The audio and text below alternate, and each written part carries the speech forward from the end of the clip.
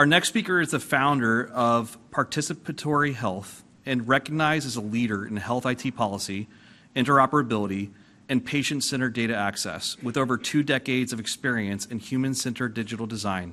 His work focuses on empowering patients and caregivers to aggregate and use their longitudinal health records to drive better outcomes, advancing a consumer-led model for the future of healthcare. Please welcome James Cummings.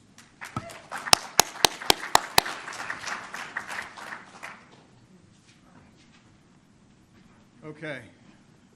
I was up very early this morning to take a train, so sorry to be the last one. I'm going to try and bring the energy. My name is James Cummings, for anyone who has not met me. I live in Fairfield, Connecticut with my wife and 3 children. My former life, as mentioned, was a user experience designer and product developer. Let me first say today is the best day of my life. And happily, it's this launch party, but I say that every day because simply yesterday is gone and tomorrow might not happen.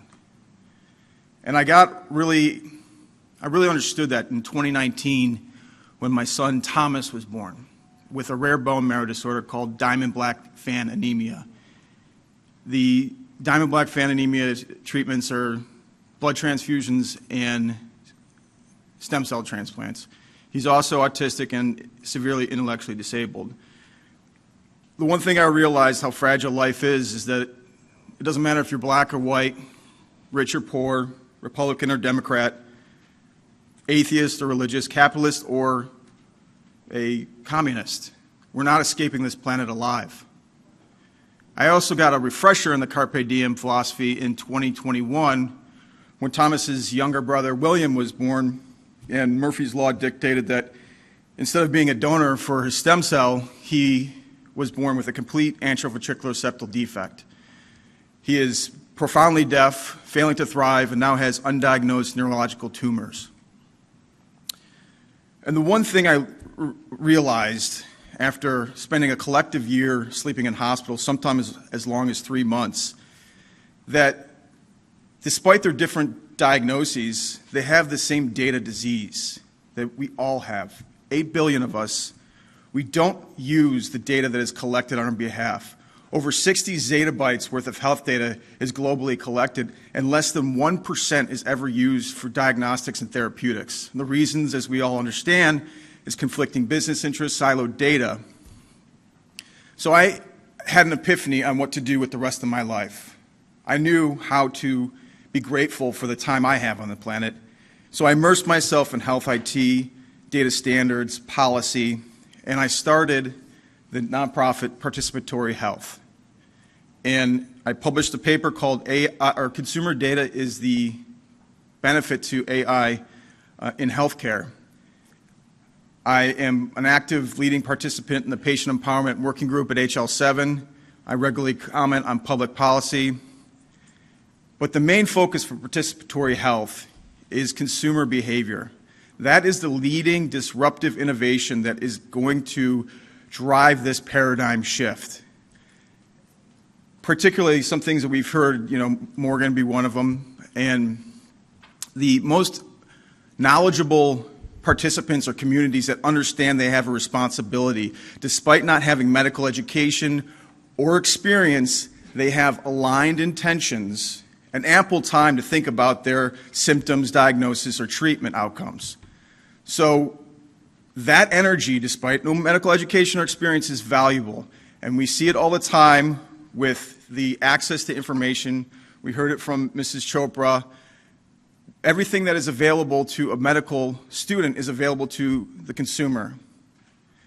With AI and the large language models that exist out there, we can prompt and query these pieces of technology at a tiringly pace and enable that aligned intentions and abundant time. Now, the most fundamental responsibility for a consumer is, in order to use the time and intention, is to aggregate that data into one spot. The average consumer sees 28.4 providers in their lifetime. That number is only going to grow, And as Anna mentioned, and we talked about with many of these applications, the missing contributed data of symptomology, wearables, device, social, behavioral, genomic, imaging data that encompasses the complete real-time longitudinal health record. We hear that word a lot, longitudinal health record. We all want to get there, but it cannot happen without the consumer. The consumer is who is driving that aggregation or that entity.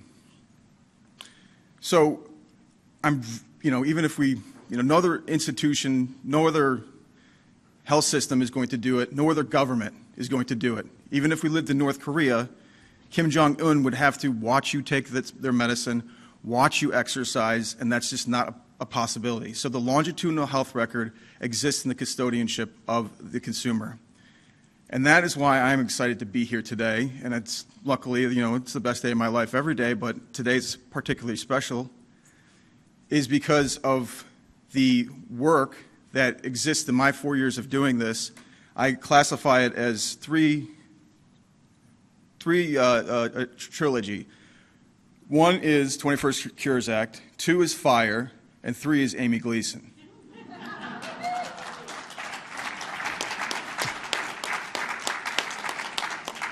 I'm particularly interested in Fred's National Provider Directory because what the National Provider Directory is going to do is take that trifecta and put it into enforcement.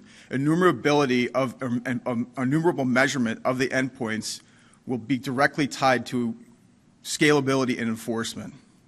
And now what I'm talking about with this kill the clipboard and what that means to me is when we think about what kill the clipboard is, it's not expediting inbound patients.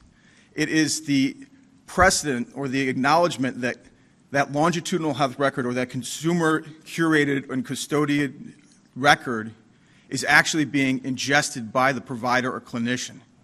And that is going to set the precedence and open the door for actually using a complete real-time longitudinal health record for the first time in history. And that's why I'm glad to be here. I'm glad and proud and happy to know many of you. If anyone's interested in talking to me, please look me up online or visit Participatory Health. And just know that the impact of the things that we're doing here is going to set a credibly, it's going to build the foundation for a expedited future. God bless.